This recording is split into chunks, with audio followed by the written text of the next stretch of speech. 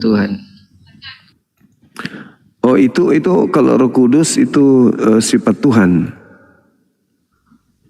Ya, sifat kekuatan Tuhan untuk membimbing kita gitu loh. Oh iya.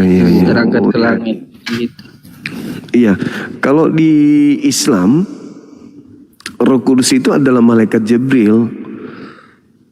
Malaikat Jibril.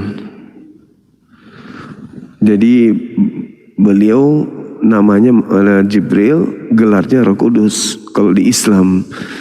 Kalau di Unitarian, Roh Kudus itu adalah kekuatan atau sifat. Kalau kami makhluk.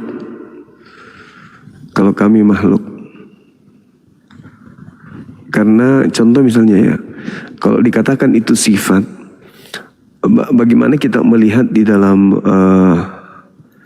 kitab saudara, kalau dikatakan sifat ketika Yesus di dalam Yohanes berapa itu ya, yang menghembusi Roh Kudus. Bagaimana Yesus menghembusi sifat Tuhan. Yohanes 20 nomor 22. Lalu Yesus berkata, menghembusi mereka dan berkata, terimalah Roh Kudus. Ini gimana ceritanya? Kalau itu dikatakan sebagai sifat, apakah manusia bisa memiliki sifat Tuhan? Manusia Yesus gini loh, manusia iya. Yesus kan manusia pilihan kan ya. Jadi beda dengan manusia seperti kita lah, manusia pilihan. Jadi kan Yesus berkata kan segala yang apa lakukan, segala apa yang aku lakukan kan bukan dari diriku sendiri gitu loh jadinya. Anita, barakallahu fik. Ini sih ya nggak masalah sih kalau saya dengan itu sih nggak masalah. Kalau manusia itu. Ya, oke. Kalau Yesus menghembusi Roh Kudus yang adalah sifat Tuhan itu gimana maksudnya? Yesus mengembuskan Roh Kudus gitu. Iya. Kan? Iya. Yohanes 20 nomor 22. Ya karena memang kepercayaan saya sih ya, memang di dalam diri Yesus memang ada Roh Kudus gitu loh. Jadi Roh Kudus itu memang berasal dari Bapa ini. Iya. Nah ini yang tadi waktu Bang Zuma mengatakan bahwa Roh Kudus itu adalah makhluk. Iya. Ini saya agak tanda tanya ini. Sedangkan Yesus mengatakan hari ini telah tiba saatnya manusia akan menyembah Bapa dalam roh dan kebenaran. Kan kata roh ini. Kalau roh ini memang ciptaan, berarti Yesus menyuruh menyembah makhluk kan gitu. Kalau saya melihat, iya. Jadi kalau saya melihatnya dalam perkataan Yesus itu, Yohanes 4 yang tadi, menyembah dalam roh dan kebenaran itu maksudnya kalau menurut tafsiran saya ya, menyembah dalam roh itu artinya khusyuk. Bukan cuma di fisik doang, bukan cuma gerakan tubuh, tetapi roh harus ikut menyembah. Roh kita harus tunduk kepada keinginan Tuhan. Kemudian kebenaran itu adalah, kalau dalam pandangan saya, ibadah yang kita lakukan harus berlandaskan terhadap tata cara yang diajarkan oleh para nabi, termasuk yang diajarkan oleh Yesus. Jadi kita beribadah bukan buatan manusia, seperti ibadah minggu itu buatan manusia. Makan babi itu buatan manusia, Natalan itu buatan manusia. Tetapi yang dimaksud menyembah dalam kebenaran adalah menyembah yang berdasarkan terhadap perintah Tuhan.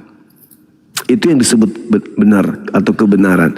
Jadi kalau ada orang mengatakan aku beribadah menyembah Tuhan tapi tidak ada perintah dari Tuhan, tata cara yang diperhatikan, ya itu juga menyembah bukan dalam kebenaran itu. Jadi menyembah dalam roh artinya ketika kita beribadah kepada Tuhan, kita ikutkan roh kita ikutkan jiwa kita untuk menyembah kepada pencipta langit dan bumi. Karena di Islam Tuhan itu bukan roh. Kalau di Kristen mungkin ya seluruh sekte mengatakan bahwa Tuhan itu roh. Roh itu makhluk. Jadi kalau Tuhan disetarakan dengan roh, maka itu sama halnya kita syirik atau musyrik. Karena Tuhan yang bukan ciptaan, dan ciptaan itu adalah salah satunya roh, Maka kalau dikatakan Tuhan itu roh, bukan berarti Tuhan itu makhluk dalam arti kata makhluk roh, tetapi roh yang dimaksud di sana adalah esensi yang gaib. Esensi yang gaib. Jadi Tuhan itu roh, maksudnya Tuhan itu gaib. Namun kalau dimaknai bahwa dia itu adalah roh dalam perspektif arti yang sesungguhnya seperti di Wahyu 5:6, maka saya katakan itu keliru besar. Itu keliru besar. Harus saudara-saudara kita Kristen ini memaknai ketika dikatakan Tuhan itu adalah roh, artinya Tuhan itu adalah roh, Tuhan itu adalah gaib. Maka dia Yesus bukanlah Tuhan. Maka dia burung merpati bukanlah Tuhan, karena Tuhan itu gaib. Itu maksudnya. Maka sembahlah dia dalam roh. Roh itu gaib pada diri manusia. Maka tunduk berserah diri roh ini dan jasad ini hanya ibadah kepada Allah, tak ada yang lain. Itu dalam pandangan tafsiran saya, Bung. Silakan.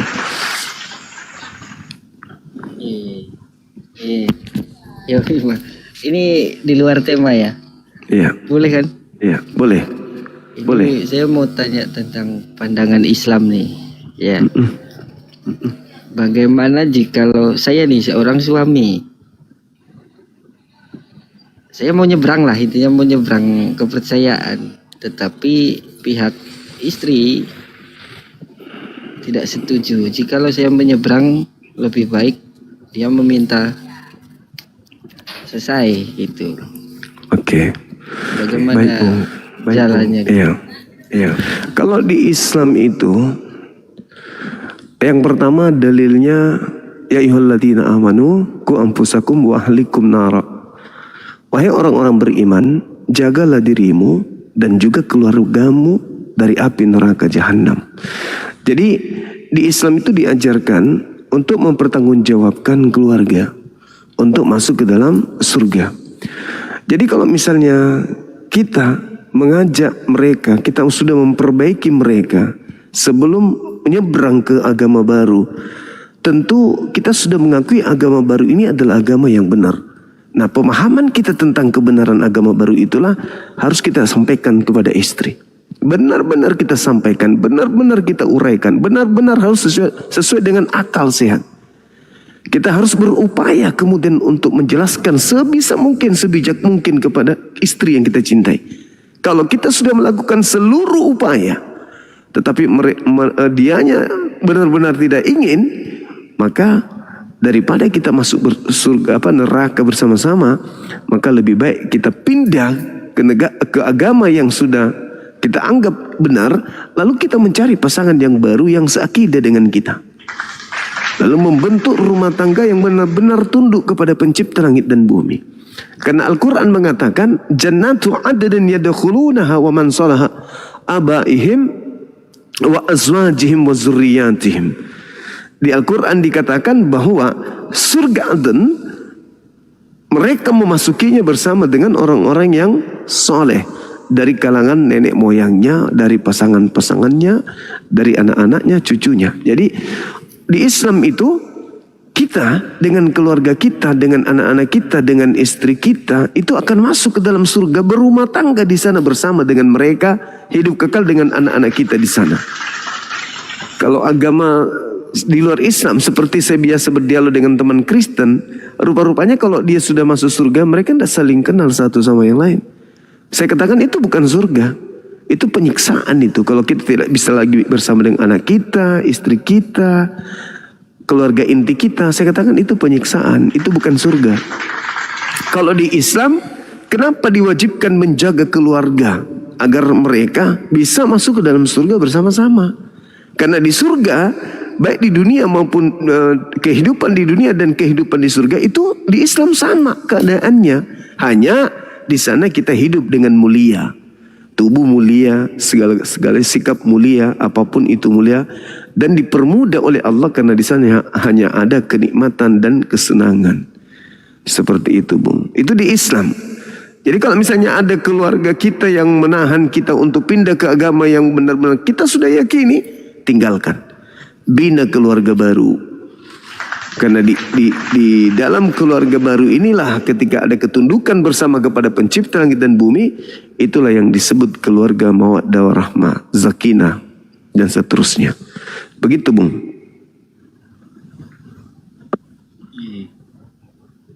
Iya.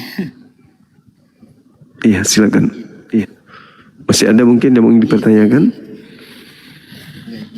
Ya, jujur aja sebenarnya tertarik untuk menyeberang atas dasar bukan kitab suci ya. Iya.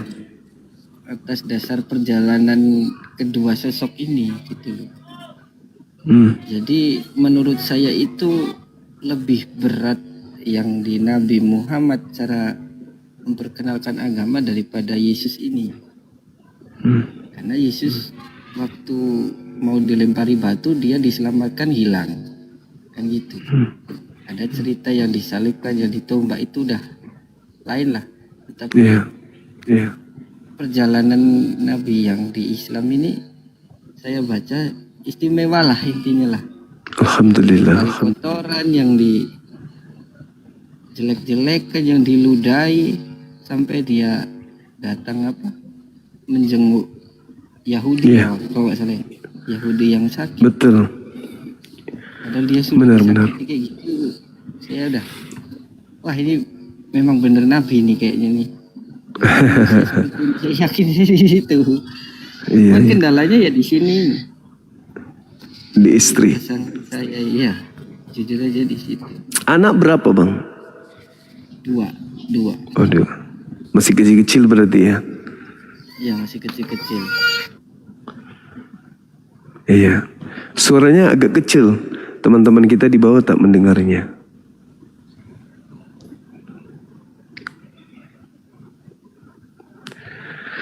Ya memang berat memang memilih 2 pilihan. Yang pertama berbicara mengenai keselamatan kita di kehidupan berikutnya. Yang kedua berbicara mengenai cinta terhadap pasangan kita. Memang berat, tapi kalau berbicara mengenai iman, secinta apa sih kita dengan duniawi? Secinta apa sih kita dengan materi? Secinta apa sih kita dengan wanita? Bukankah Adam alaihissalam jatuh karena wanita? Jadi kalau misalnya kita lebih cinta kepada duniawi, dalam hal ini perhiasan dunia, yaitu wanita, daripada pencipta kita, ya konsekuensinya pasti ada. Risikonya pasti ada. Berapa tahun sih kita akan hidup berumah tangga dengan orang yang kita cintai? Itu enggak berapa lama. Paling 30 tahun, 40 tahun. Tapi setelahnya kita akan hidup kekal. Kalau kita salah di dalam menjalani hidup kita, maka kekal di neraka menyesal selama-lamanya. Itu yang pertama. Yang kedua, kenapa istri saya itu, istri ini saya bicara pribadi ya.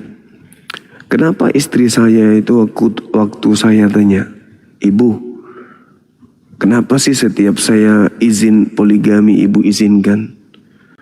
Sampai saya nggak jadi poligami. Udah berapa kali tapi memang saya bercanda. Ibu, boleh nggak saya nikah lagi? Boleh. Kalau Abah mau nikah silakan. Yang penting bisa menjalankan amanah dengan baik. Silakan, kata dia. Dengan wajah yang tulus, dengan wajah yang benar-benar mengikhlaskan. Nah, beberapa bulan kemudian saya tanya lagi, Bu, ponaan siapa? Ponaan daripada Pak Kanwil waktu itu ada loh yang dulu pernah dekat dengan Abah waktu di Makassar. Terus Abah, kenapa? Kelihatannya dia mau dipoligami loh. Boleh nggak nih? Istriku bilang apa? Ya, kayaknya Abah pengen kali. Udah ditanya beberapa bulan yang lalu, silakan, kata dia itu. Sampai pada akhirnya aku berat. Loh kok ini ada wanita kok ikhlas sekali gitu. Saya tanya, apa rahasianya? Apa jawaban istri saya waktu itu? Yang membuat saya tercengang apa katanya? Aku sayang Abah, aku layani Abah siang dan malam, aku ikhlas. Sayang kali. Tapi maaf Abah, aku lebih cinta Allah. Sehingga aku harus lebih tunduk kepada aturan Allah daripada aturan syahwatku.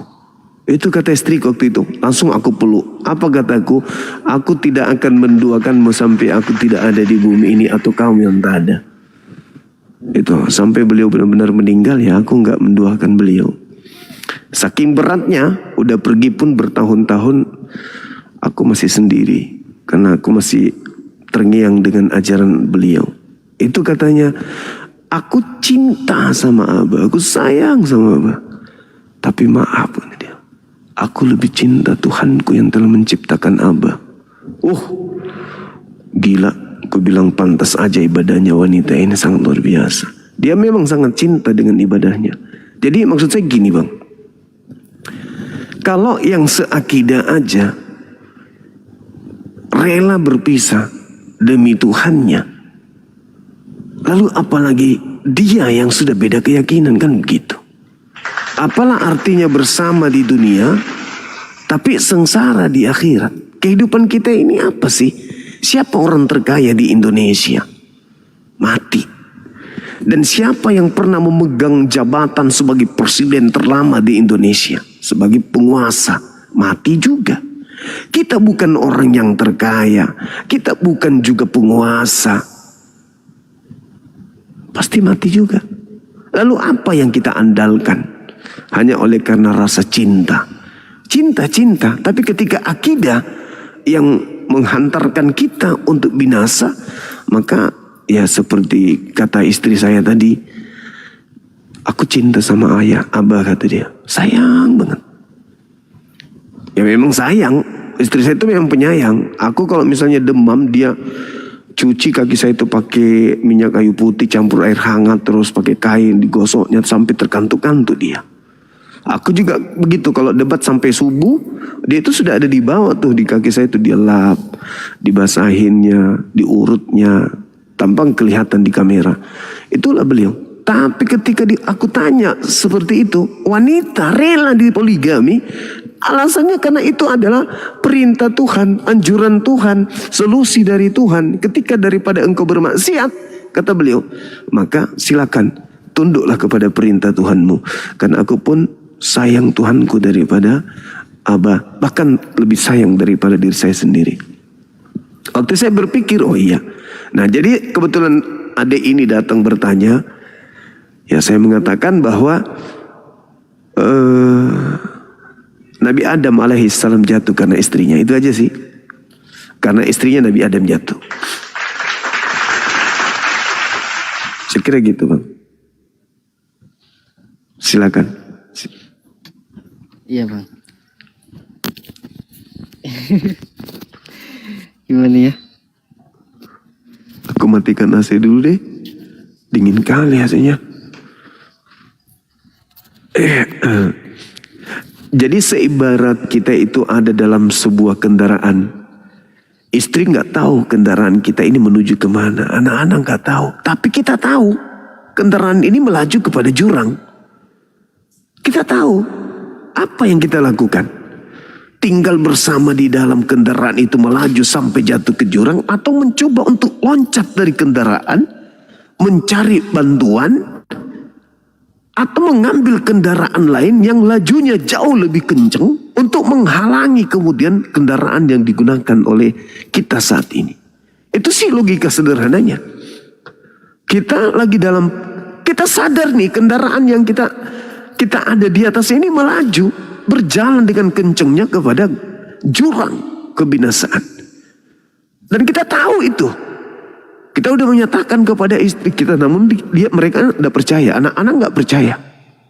Apa yang kita lakukan? Loncat dari kendaraan itu, lalu perlihatkan kepada mereka, lambaikan tangannya, aku di sini loh. Ini tempat selamat loh. Kalau bisa kamu loncat juga dari kendaraan itu. Kalau tidak kau binasa. Adalah lebih baik seperti itu daripada kita bertengkar dalam kendaraan untuk lompat bersama sampai pada titik di mana kita sudah di jurang mati bersama. Itu salah satu cara untuk menyelamatkan keluarga. Dan itu saya sudah banyak buktikan. Ada yang tadinya tidak ingin pisah, ada yang tadinya tidak ingin cerai, ada yang tadinya dibenci sama orang tuanya, ingin dibunuh sama keluarganya. Tapi begitu mereka keluar benar-benar syahadat dan menjalankan Islam dengan baik, ternyata tadi yang membencinya justru ikut-ikutan semua satu keluarga. Saya pernah merasakan itu dan saya pernah menceritakan kisah itu. Ada anak didik saya di Beladiri, sekarang sudah di Jepang dia. Didatangkan orang tuanya, kan orang tuanya mohon maaf, orang tuanya adalah aparat. Beliau dari TNI. Saya didatangin di rumah, beberapa orang TNI diundang untuk datang ke rumah anak didik saya yang mualaf. Alasannya dipanggil sama bapak. Ada apa ya Pak? Enggak, Bapak ini ngundang saudara untuk bercerita tentang perguruan Beladiri waktu itu. Ya saya sih datang-datang aja karena aku pikir kalau di kesatuan saya kembali aktif ngajar, bagus ini. Jadi saya datang. Ternyata sampai di sana saya dimaki habis. Malah saya diancam yang luar biasa. Gara-gara kau murtadkan anak saya, gini dan seterusnya. Beberapa tahun kemudian anak didik saya ini datang kepada saya, berterima kasih sudah datang, dengan istrinya pula tuh datang. Diajaklah saya ke rumahnya. Sampai ke rumahnya, aduh ini kan ketemu bapakmu, nggak apa-apa sensei, nggak apa-apa. Nanti takut bapakmu kayak mana, nanti marah-marah lagi. Aku dulu pernah dipanggil ke rumah, dimaki habis di rumahmu. Enggak sensei, orang tua aku sekarang udah tua, enggak lagi ganas nih. Tapi biar bagaimanapun masih trauma saya, aku bilang. Gak apa-apa, karena dia sangat mau saya hadir di acaranya, saya datang ke rumahnya. Mau tahu saya dikagetkan apa? Begitu saya masuk ke rumah itu, anak didik saya itu masuk lebih dulu, laporkan ke mamanya, bapaknya, ternyata bahwa sensei saya sudah datang. Mereka berlari suami istri dari dalam menemui saya, tunduk di lantai. Dia mau cium kaki saya angkat naik. Ada apa? Akhirnya semua pada menangis, termasuk anak didik saya namanya Uje. Apa kata dia?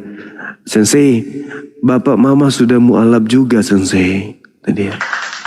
Dan dia merasa berdosa kalau dia tidak ketemu dengan sensei. Saya ikut menangis. Padahal tadinya aku mau bahasa nggak bagus lah. Kau sekali lagi, kata dia, kudor kepala kau ya. Waktu itu saya diancam. Saya bilang bukan saya yang memualafkan anaknya bapak. Anaknya bapak yang datang ke Islam. Islam menjamah dia. Dia masuk di otaknya. Bukan saya yang memaksakan dia. Enggak ada cerita. Kau sekali lagi aku temukan kau ketemu anak saya dor kau ya. Jangan lagi, pulang. Saya langsung disuruh pulang waktu itu. Tapi anaknya tetap sudah mendalami akidah Islam. Ya aku bunuh pun tidak akan pernah mau bergeser dari Islam. Jadi ada dua, adik bungsu udah syahadat, udah mualaf. Adiknya tinggal satu waktu itu, yaitu anak pertama. Tapi semua adik-adiknya sudah disyahadatkan oleh kedua orang tuanya juga disyahadatkan. Mungkin beliau dengar ini ya. Beliau punya orang tua di asrama Mapok Dang tinggal. Anaknya lulusan teknik perkapalan Unhas. Sempat saya didik di perguruan Black Panther Karate Internasional.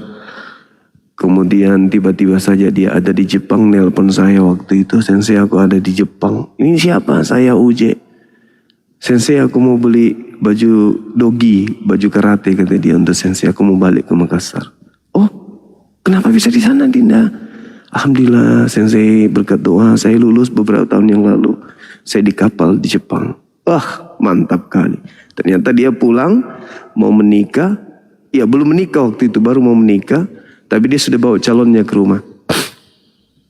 Akhirnya saya dibawa ke rumah. Gitu ceritanya. Jadi dia menukar duniawi dengan akidahnya. Dia buang dunianya dan dia terima akidahnya.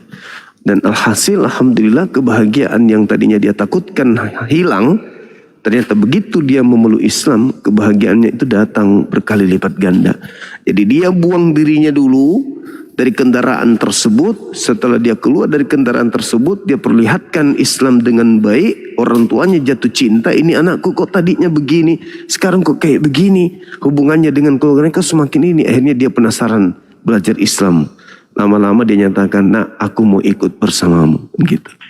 Banyak tragedi, banyak kasus-kasus begitu yang saya tangani. Sekira begitu, saudara Mr. Bin, silakan. Berarti kalau nggak langsung pisah itu nggak apa-apa ya?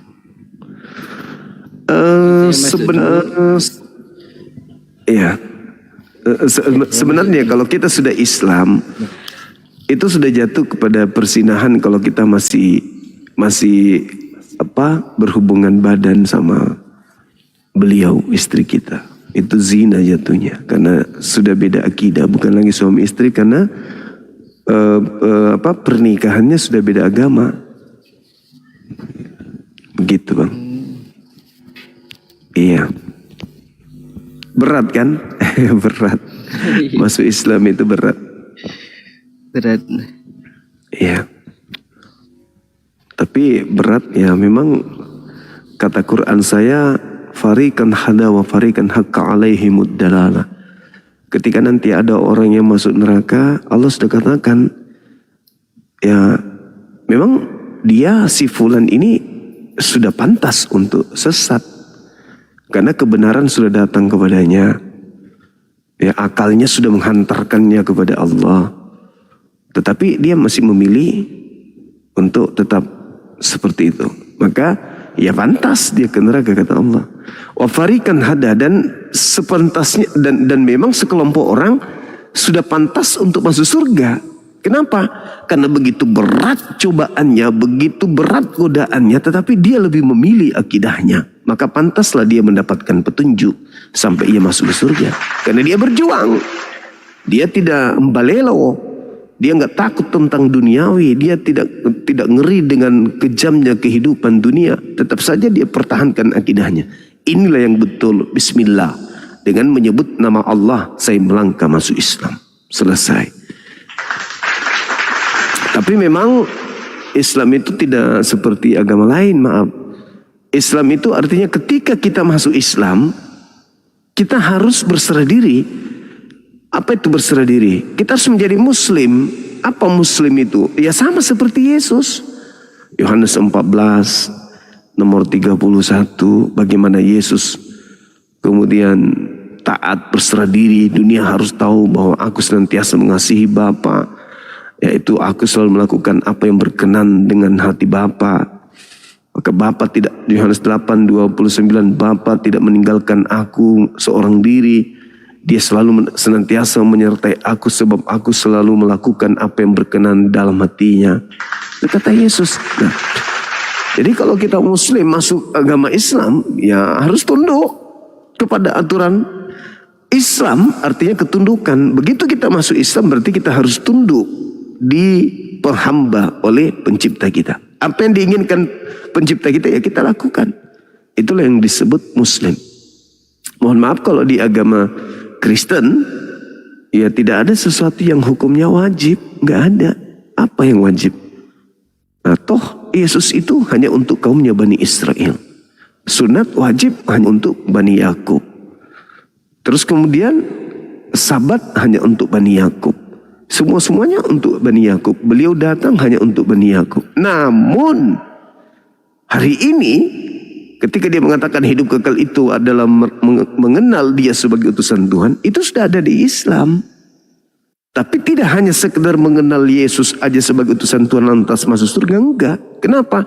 Karena sudah jatuh masa di mana kita hidup di masa Nabi Muhammad. Maka kita harus tunduk kepada aturan Nabi Muhammad. Sama seperti negara Indonesia ini, presiden pertama sebagai pencetus adalah Soekarno. Apakah di situ Indonesia sudah sempurna aturan mainnya? Oh tidak.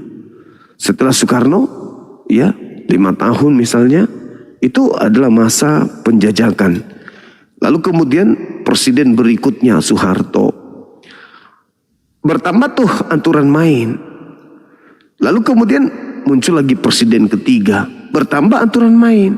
Muncul keempat, kelima, dan seterusnya muncul aturan main. Sampai pada jatuh pada poin presiden terakhir, Nabi Muhammad SAW. Sudah sempurna seluruhnya ajaran negara tersebut. Tidak ada lagi aturan-aturan yang harus direvisi, dirubah, dan seterusnya sampai hari kiamat. Itulah Nabi Muhammad sebagai penutup. Nabi Adam memberikan risalah bagaimana kita harus tunduk kepada perintah Tuhan. Kemudian Nabi Abraham, Nabi Musa, Nabi Daud, Salomo, Nabi Isa, Yesus. Mereka memberikan semua pengajaran-pengajaran yang kemudian ketika Islam kami imani seluruhnya. Namun yang kami jalankan adalah syariat atau hukum-hukum yang didatangkan kepada Nabi terakhir atau Nabi penutup. Itulah yang disebut syariat. Tapi tentang bertauhid, menyembah satu Tuhan, ya itu adalah warisan yang diwariskan oleh Allah kepada Adam dan kepada keturunannya yang menggunakan akal sehat. Begitu, Pak.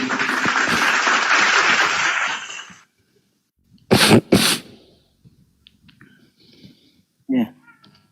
Yakin udah? Berani aja. Ya. Ya. Alhamdulillah. Masya Allah. Iya, berani. Ya. Mau didengar, mau enggak, terserah lah.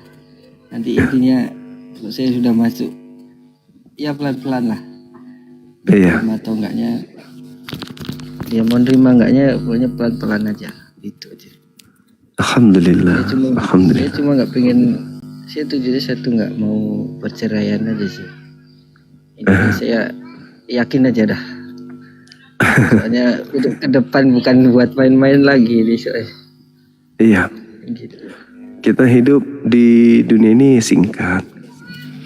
Singkat kali. Di Al-Quran diterangkan, di Bible juga diterangkan kok bahwa sehari bagi Tuhan itu sama seperti 1000 tahun bagi kita. Artinya bahwa ketika berbicara mengenai akhirat, ya sehari untuk akhirat itu 1000 tahun untuk dunia. Nah kita di dunia ini ada nggak 1000 tahun? Ya 100 tahun pun sulit untuk manusia zaman sekarang. Artinya kita nggak sampai 1/10 dari sehari di akhirat. Nah bagaimana hidup kekal di sana? Berarti seharinya akhirat, kehidupan kita hanya seberapa jamnya untuk akhirat. Terus apakah kita ingin binasa selama-lamanya di sana di kehidupan kekal hanya oleh gara-gara beberapa jam hitungan akhirat? Nggak mungkin, orang yang berakal nggak mungkin. Apa sih kenikmatan dunia? Kenikmatan dunia yang ada? Apa sih kenikmatan dunia yang ada ini? Yang bisa membuat kita kemudian bahagia sampai kita lebih memilih daripada kehidupan kekal di sana. Sehari bagi Tuhan 1000 tahun manusia, bagi Tuhan hanya 1 hari saja. Nah untuk itu kalau saya sih yes. Makanya maaf nih Bang, bukan saya mau ngajarin ada ini. Dalam kehidupan saya tuh, saya lagi-lagi karena saya pengalaman hidup saya cerita bukan orang lain supaya yang sesungguhnya. Saya nggak pernah merasa berat dalam hidup ini. Beban itu hanya kuanggap sebagai hiburan. Karena saya berpikir, ya ini kan cuma singkat aja ini. Pasti ada solusi. Makanya nggak pernah saya pusing. Nggak terlalu berat memikirkan urusan apa gitu, nggak. Apa adanya aja. Karena saya katakan ya ini semua akan bergulir, pindah alam, sudah selesai. Yang harus diperbanyak di sini adalah pesan Yesus, perbanyaklah harta surga. Sebab harta surga kata Yesus tidak dilekang dimakan karat. Apa harta surga itu? Ya amalan soleh. Di mana amalan soleh? Kembali yang tadi, sembah Allah di dalam ruh dan kebenaran. Nah, amalan solehnya adalah ketika kita beribadah sujud mengikutkan ruh dan jasad kita, dan ibadah kita itu disertai dengan firman Tuhan. Ini yang harus kau lakukan. Contoh misalnya, ya ayyuhalladzina amanu idza nudiya lis-sholati min yaumil jumu'ah. Wahai orang-orang beriman, sholatlah kamu, dirikanlah sholat Jumat. Ada perintahnya. Maka kita lakukan perintah sholat Jumat. Ada perintah yang mengajarkan itu. Tidak seperti di sebelah, ibadah minggu nggak ada perintah. Mau sampai dia mati bungkuk di hari Minggu kok nggak ada perintahnya, itu bukan kebenaran karena ada perintahnya. Mana perintah Tuhannya ibadah Minggu? Mau sampai robek mulut khotbah di hari Minggu pun tak ada gunanya karena Tuhan tidak memerintahkan itu. Yang diperintahkan ibadah Sabat, dia lari malah ke hari Minggu. Apa? Tuhan meminta kuduskan hari Sabat, dia malah pindah ke hari Kiriaki, hari Dewa Matahari. Hancur. Kenapa mereka melakukan itu? Ya mungkin karena di situ ada kesenangan, ada euforia, ada happy, ada kenikmatan tersendiri. Mereka merasa nyaman dengan itu, lupa kalau Tuhan tidak pernah mengajarkan hari itu, yang diajarkan hari Sabat bagi kaumnya Bani Israel. Gitu. Untuk apa? Tapi kalau di Islam diajarkan masuk toilet, berdoa. Kami lakukan hal seperti itu bernilai ibadah. Karena kata Yesus, perbanyak harta surga. Di Islam masuk toilet berdoa, ibadah, harta surga. Umat Islam bersin, ada doanya, harta surga. Umat Islam mau makan, ada doanya, harta surga lagi. Umat Islam mau tidur, ada doanya, harta surga lagi. Jadi semua yang dilakukan oleh umat Islam adalah menumpukan harta surga yang tidak lekang dimakan karat. Itulah yang disebut amalan solehah. Amalan soleh. Nah sedangkan kalau mohon maaf nih, ya ajaran-ajaran kebaktian, nyanyi-nyanyi, perintahnya mana? Di mana perintah itu? Dan kalaupun ada, itu perintah kepada kaumnya Nabi Daud untuk menyanyikan Kidung Agung, nyanyian baru. Kan Nabi Daud punya umat. Apakah kita ini umatnya Nabi Daud? Kan bukan. Jadi kesia-siaan kita lakukan selama kita hidup. Cuman sia-sia doang. Oh Bapak yang ada di surga, mana perintahnya? Nggak ada sih Bang. Ya sia-sia. Sedangkan Tuhan mengatakan kalau di dalam Ulangan 28 itu, seram kali aku baca itu sampai merinding. Barang siapa yang meninggalkan apa yang telah aku perintahkan, maka terkutuklah dia, terkutuklah ternaknya, terkutuklah ladangnya, terkutuklah semuanya terkutuk. Sampai sendok garpunya pun dikutus sama Tuhan. Tapi ada orang yang sudah tahu itu, baca, hafal malah. Tapi justru kehidupan agamanya, hal-hal yang tidak diajarkan Tuhan justru dilakukannya. Ini celaka ini. Makanya Al-Quran mengatakan orang ini adalah orang zalim. Dia orang zalim. Kenapa zalim? Dia sudah tahu kebenaran itu adalah A. Tapi dia yang lakukan Z. Nggak ada yang suruh. Dilarang jangan makan babi. Apa kata dia? Oh babi itu enak. Kan koplak. Orang yang mementingkan duniawi, orang yang mementingkan syahwatnya, ini yang disinggung Al-Quran. Ada orang yang menuhankan syahwatnya. Apa itu syahwat? Keinginan daging yang diikutkan. Ketika dikatakan jangan makan babi, dia malah makan. Ketika dikatakan kuduskan hari Sabat, malah dia ganti menjadi Minggu. Jadi Sabtu harusnya dia beribadah. Kalau dia mau menyatakan dirinya sebagai pengikut yang mengikuti orang Yahudi, tapi malah ibadahnya Minggu, kan konyol. Menghabiskan usia, konyol, zalim. Kau habiskan, kau tahu bahwa hari ini adalah hari Sabtu, besok hari Minggu. Sekuat apapun kau berpegang, tetap aja detik demi menit, demi jam, demi hari akan menghantarkan engkau kepada hari berikutnya. Artinya kau tahu kakimu selangkah demi selangkah menuju alam barzah, alam kubur. Tapi otakmu nggak berfungsi. Celakanya itu di situ. Tapi orang yang menggunakan akal akan mengisi detik demi detik hidupnya yang bermanfaat dan berdasarkan ruh dan kebenaran, bukan kehampaan, bukan ilusi dan halusinasi. Itulah orang yang berakal. Orang berakal itu begitu. Apa yang Tuhanku yang telah ciptakan aku perintahkan kepadaku. Begitu cintanya dia pada aku. Aku dengan sempurna buatnya, jari-jariku sempurna. Aku lihat ke samping, aku tengok orang ada yang tak punya kaki, ada yang tak punya tangan. Aku sempurna. Terus apa yang bisa aku lakukan kepada dia yang telah menciptakanku begitu sempurna? Cuman menghayal doang, mimpi masuk surga itu. Sementara tidak mungkin dia membiarkan aku yatim piatu. Tidak mungkin dia biarkan aku itu melata di bumi seperti hewan. Hewan wajar, tidak dibekali senjata berupa akal. Aku dikasih akal. Artinya ada pesan yang disampaikan oleh Tuhanku. Kau harus menemukan aku karena aku telah memberikan kamu alat untuk menemukan aku, yaitu akalmu.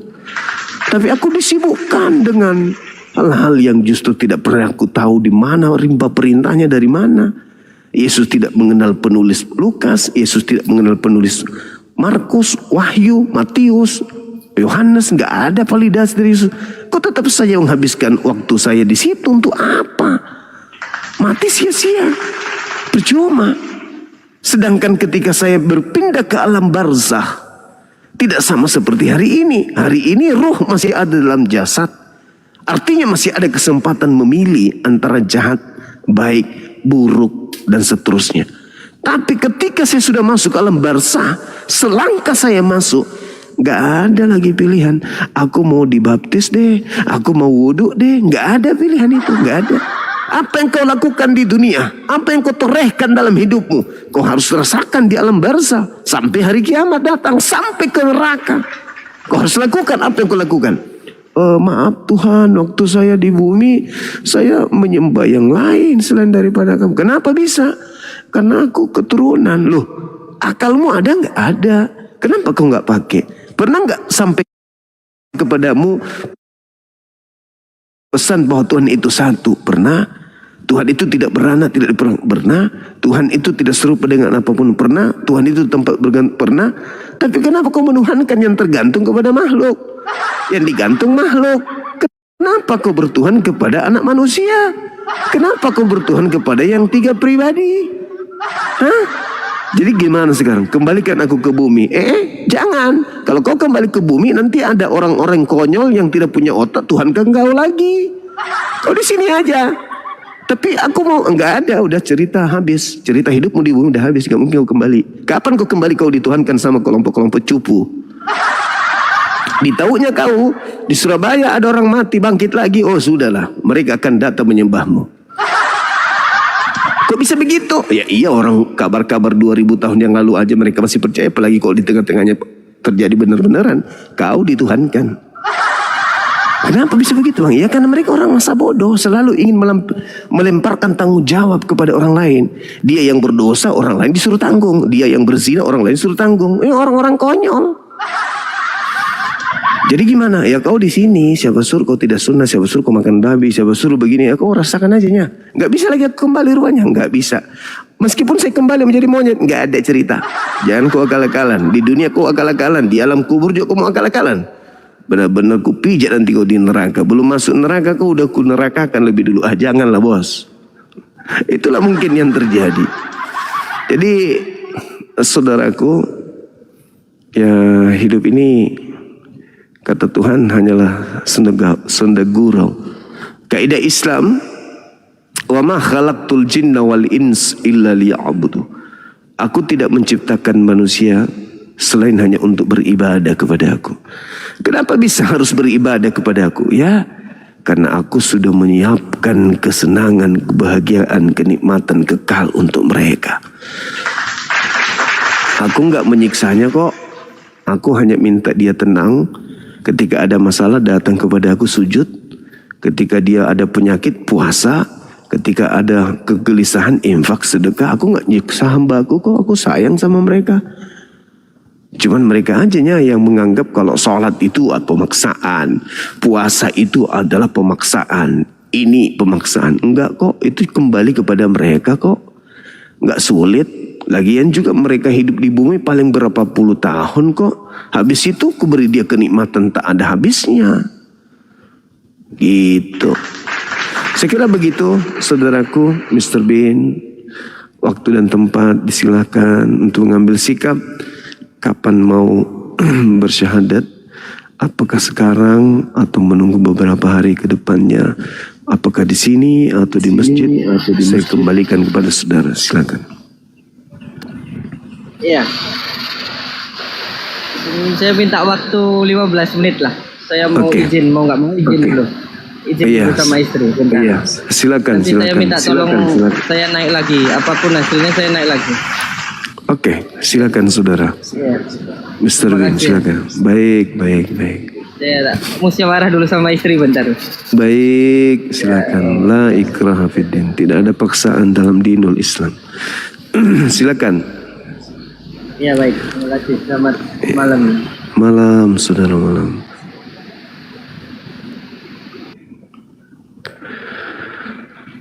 Pesan udah sampai, kebenaran udah sampai, hidayah sudah datang. Kalau toh pintu itu harus terbuka, insya Allah seberat apapun pasti terbuka. Tapi kalau toh pintu itu memang harus tertutup, sekuat apapun jasad ini untuk menggali dan menggali, kalau Allah belum bisa berikan, belum mau memberikan, maka itu pun tidak akan terjadi. Tugas kita sebagai muslim, umat baginda Rasulullah Muhammad sallallahu alaihi wasallam, hanya sekedar mengingatkan, menyeru kepada manusia. Apakah mereka ingin menggunakan akal sehatnya atau mereka ingin mematikan akal sehatnya untuk selamanya? Allah Subhanahu wa taala menjelaskan di dalam Al-Qur'anul Karim. A'udzu billahi minasyaitonir rajim. Bismillahirrahmanirrahim. Innama tunziru man ittaba'az zikra wa khasyar rahmana bil ghaib fabashshirhu bimaghfiratin wa ajrin karim. Kata Allah, sesungguhnya engkau hanya memberi peringatan kepada orang-orang yang mau mengikutinya dan yang takut kepada Tuhannya, meskipun Tuhan itu tak terlihat baginya. Berilah kabar gembira kepada mereka, kata Allah, dengan ampunan dan pahala yang mulia. Itu kata Quran. Innama tunziru man ittaba'az zikra wa khasyiyar rahman bil ghaib fabashshirhu bimaghfiratin wa ajrin karim. Jadi tak ada paksaan, kita hanya menyampaikan itu. Inna nahnu nuhyil mauta wa naktubu ma qaddamu wa atharahum wa kulla shay'in ahsaynahu fi imamin mubin. Wadrib lahum mathalan ashabal qaryah iz ja'ahal mursalun.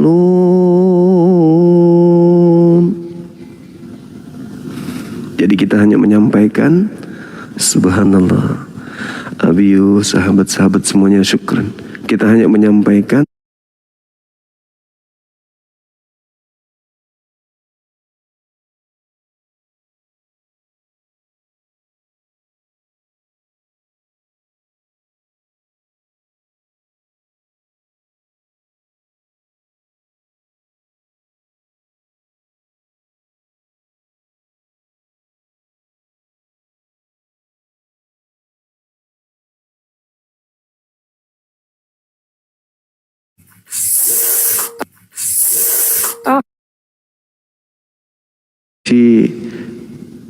Di mana kebenaran itu hanya kita anggap sebagai sebuah mainan. Maaf teman-teman, yang di YouTube terputus ya.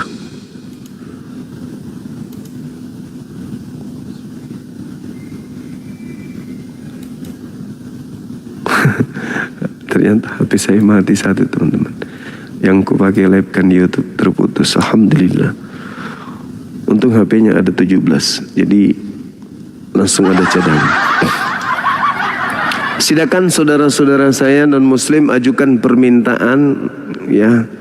Kita diskusi tema kita semoga ya, dengan adanya dialog seperti ini bisa diantara kita memahami kebenaran itu adalah betul-betul sampai kepada akal, bukan hanya sendaguro biasa, tapi benar-benar sampai kepada akal kita. Halo, semangat malam saudara Saya Story. Selamat malam Bang. Malam Bang, ada onde-onde kah? Onde mande. Inae. Dari agama mana Bang ini? Kristen, Katolik, Protestan, Ateis, Hindu, Politeisme, Animisme, Helenisme, Stoa atau apa? Bekas Muslim Bang. Hah?